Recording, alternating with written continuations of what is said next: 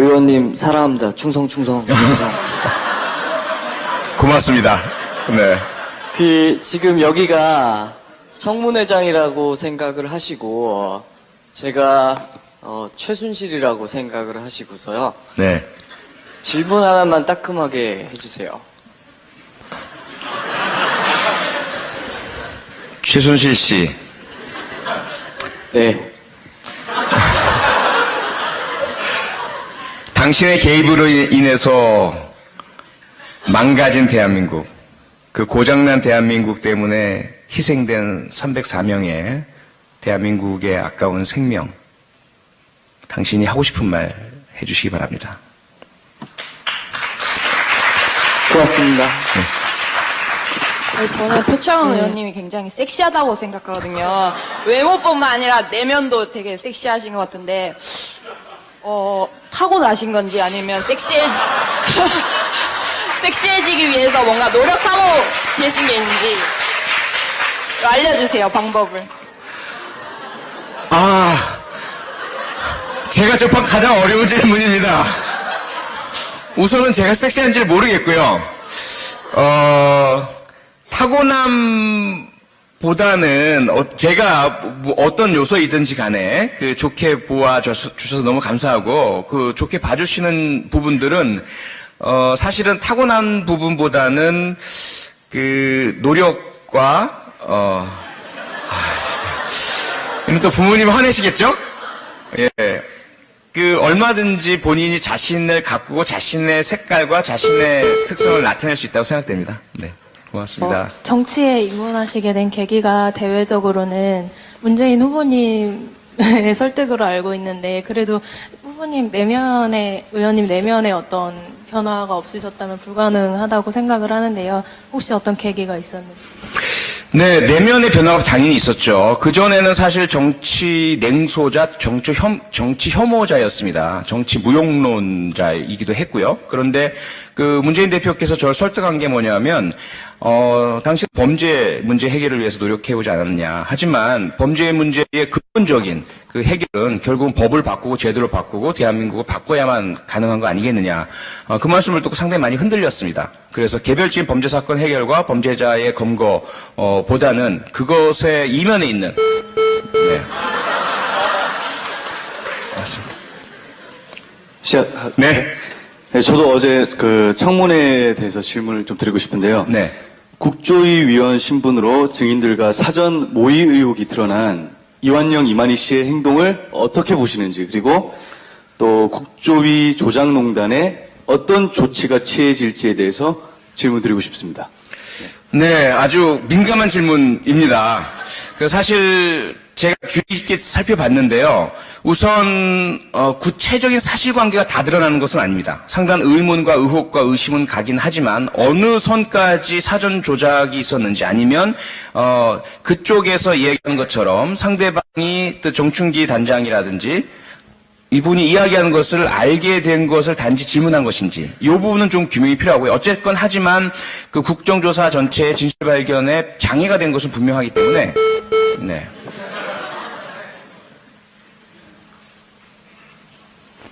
그냥 하시면 돼요. 네. 안녕하세요. 네.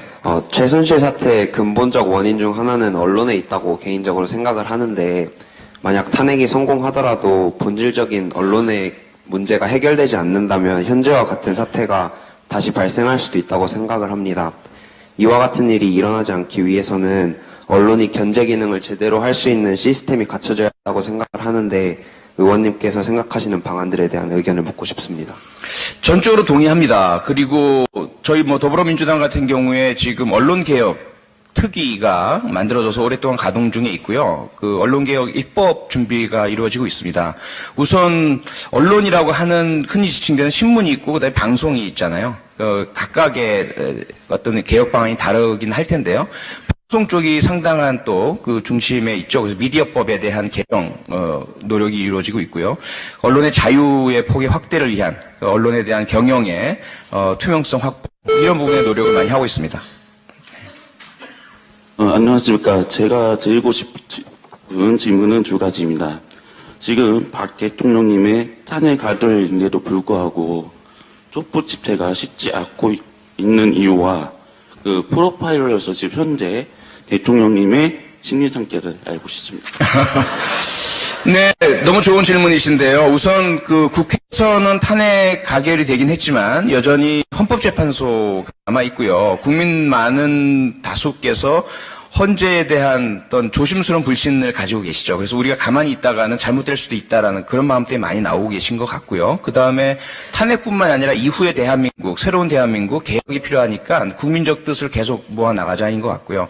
박근혜 대통령의 현재 심리 상태는 일단은 피의자, 범죄 피의자의 심리 상태, 자기 방어, 그리고 자기 합리화, 이것이 가장 강하다고 생각합니다. 안녕하세요. 저는 그것을 알고 싶다부터 계속 표 의원님을 응원해온 학생입니다. 표 의원님께서 아까 말씀하셨다시피 국민들이 지금 헌법재판소에 대해 약간의 불신을 가지고 있다고 말씀을 하셨는데 그러면은 그 박 대통령의 그 탄핵에 대해서 헌법재판소에서 어떤 결정을 내릴 것 같은지 표 의원님의 개인적인 생각이 굉장히 궁금합니다. 근데 저는 당연히 인용이라고 하죠. 탄핵을 가결하는 결정을 내릴 것으로 확신하고 있습니다. 다만 문제는 시기이죠. 언제냐의 문제입니다. 지금 가장 빠른 그 전망은 1월 말 이전이고요. 현재 헌재가 하고 있는 빠른 심리의 속도를 봐서는 그것도 가능해 보입니다. 혹시라도 지금 5항 조항으로 이렇게 종합된 이 쟁점들에 대한 정리, 예. 네. 네, 안녕하세요. 저는 이제 최순실 사태 이전 단계를 한번 생각해 보고 싶었는데요. 사실 이런 사태가 벌어지면은 내부 고발자의 증언이라든지 아니면 자료가 되게 중요하잖아요. 근데 우리나라에서는 사실 증인보호 시스템이나 이런 것들이 미국이나 아니면 타 선진국에 비해서 되게 부족한 걸로 알고 있는데 여기에 대한 표 의원님의 의견과 만약에 이거에 대해서 해결 방안이 있다면 어떠한 것이 있는지 말씀해 주시면 감사하겠습니다. 전적으로 동의합니다. 그리고 사실 검찰과 경찰이 앞서서 증인보호 프로그램을 도입하겠다라고 주장을 했었습니다. 과거에. 그때는 주로 강력범죄 피해자들을 상정하고 얘기했던 것이죠. 그런데 그 약속이 지켜지지 않았어요. 그 이면에 있는 것은 뭐냐면 대한민국 국토가 너무 좁다는 것입니다. 미국 같은 경우에 증인보호 프로그램을 가동시키면 저 하와이 주에 있는 사람이 알래스카 주로 옮기면 쫓아서 보복 못하잖아요. 그런데 우리나라는 제주도에 계신 분을 강원도에 모셔다 둔다고 해서 안전하냐 이런 문제가 아직은 있죠. 네, 제가 네. 어른을 좋아하게 된 계기가 저희 아버지를 제외하고 처음이신데요.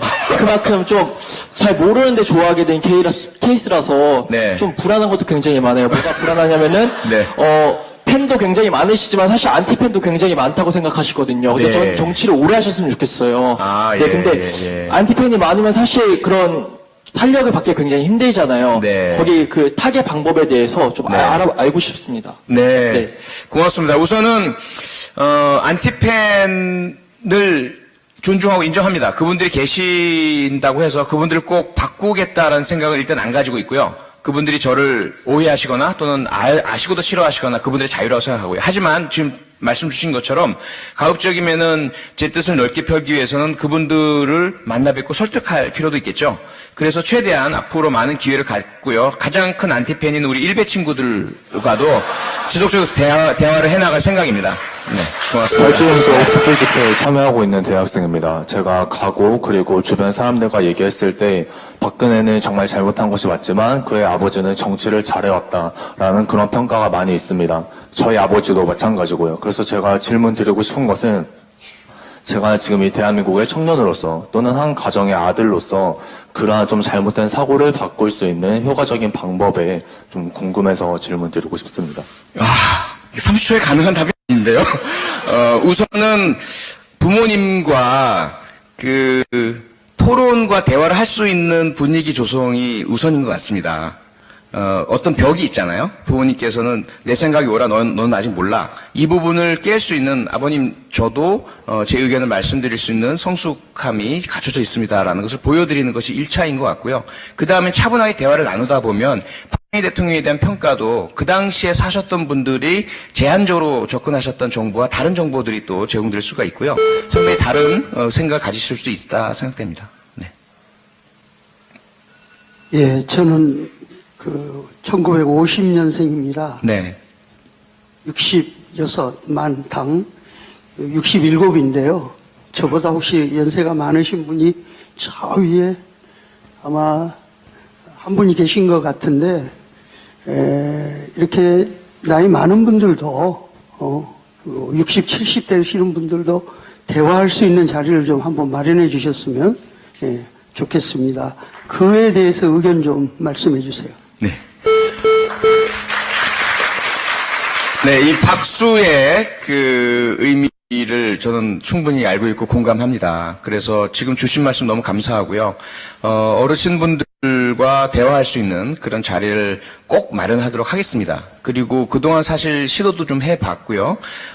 해양군인회 그 소속된 분들이 저에게 항의하고 오셨을 때 20분과 대화를 나눠본 적이 있습니다. 그런데 처음에는 이제 군복 입고 저를 때리러 오셨었는데 2시간 정도 이야기하시고 저를 끌어안고 격려해주고 가셨습니다. 네. 이번에 그 탄핵 찬성표를 이끌어내시기 위해서 탄핵 반대 의원 명단을 쭉 공개를 하셨잖아요. 네.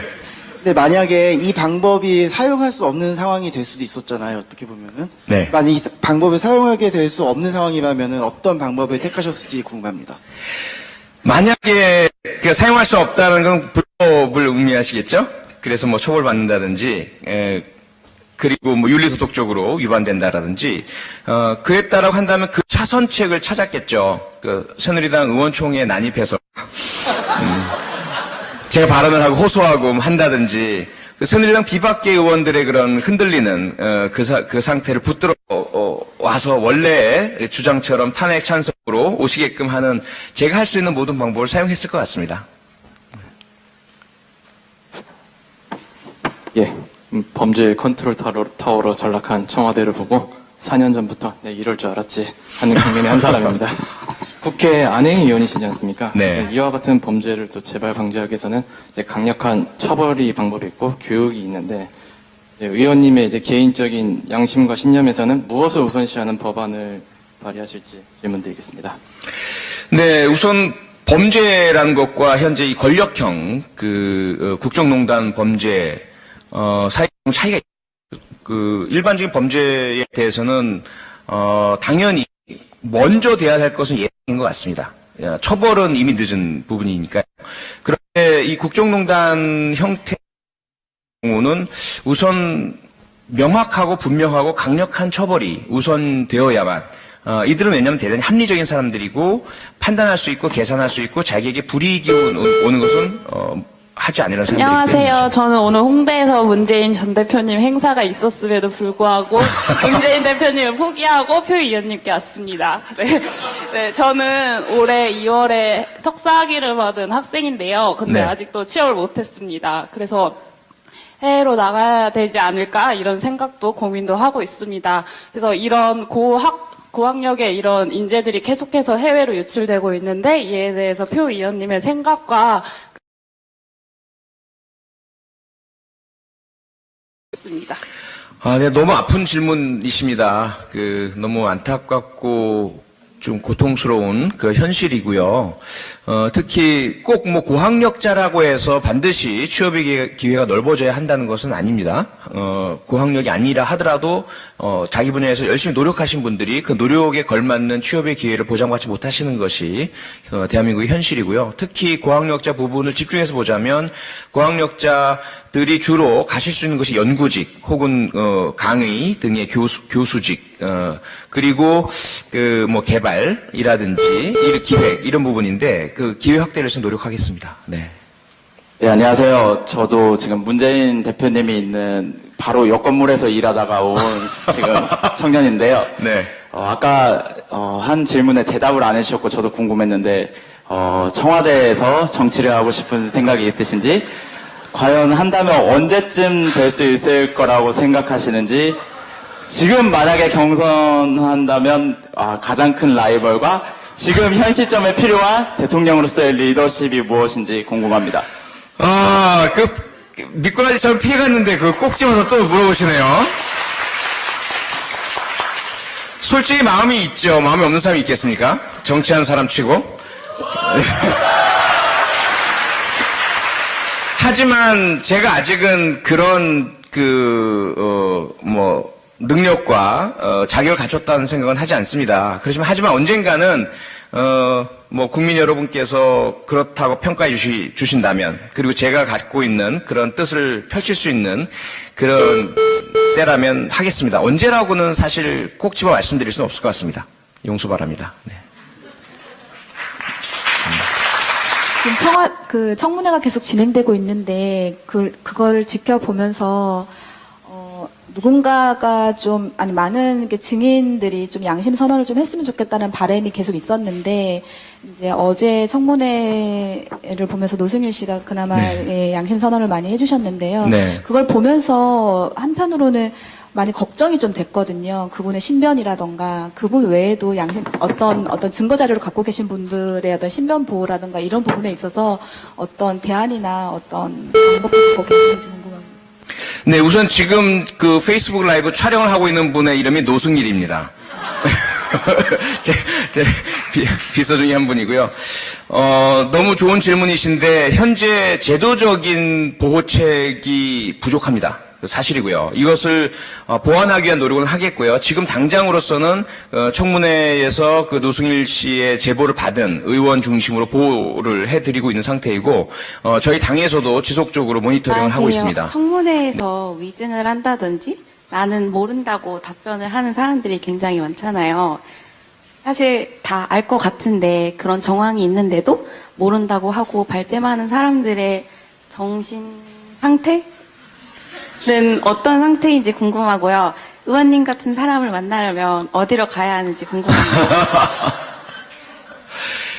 우선 그들이 이상하거나 특별한 사람이라고는 생각하지 않습니다. 누구나 그 방어기제라는 게 발동을 하죠. 자기를 지키려고 합니다. 거짓말이란 것은 어렸을 때 생각해보면, 저도 어렸을 때 상당한 거짓말장이었습니다. 그게 가장 쉽고 간편하며 효과적인 도피 방법이고 자기 보호 방법이거든요. 그들이 지금 그걸 사용하고 있는 겁니다. 다만 많은 다른 분들, 노승일 씨나 이런 분들께서는 솔직해야 한다, 원칙을 지켜야 한다, 대한민국 깨끗해야 한다, 이런 가치를 지키고 있는 거죠. 그 부분이 좀 차이가 있다고 생각됩니다. 네. 저 찾으려면 의원실 오십시오. 네, 안녕하세요. 표창원 의원께서 참된 보수라고 하셨는데, 참된 보수의 눈으로 봤을 때 새누리당 의원 중에 참된 보수가 한 명이라도 있는지. 제가 볼 때는 다 기회주의자들입니다. 지금 나라가 이 상황이 되도록 왔는데 한 명도 책임지는 사람이 한 명도 없고, 지금 장재원 의원이라든가 하태경 의원 다 그냥 지금 그 의원직이 날아가게 생겨가지고 그냥 그 의원을 유지하기 위해 그냥 가면을 쓰고 행동하는 것으로밖에 안 보이거든요. 이에 대해서 표창원 의원님의 생각이 궁금합니다. 네, 저는 존경하는 동료 의원에 대해서 일단 폄하하고 싶은 마음은 전혀 없습니다. 그리고 시민들이 보시는 눈이 정확한데 그나마 저는 희망적으로 보고 싶습니다. 그동안에 어떻게 했느냐도 중요하지만 앞으로 어떻게 할 것인가가 더 중요하고요. 그래서 이번에 탈당하신 35분인가요? 이분의 현재까지 새누리당이지만 그 의원분들의 결심을 저는 일단 존중합니다. 그리고 환영하고요. 새로운 그 보수의 출발이 되시기를 기원합니다. 네.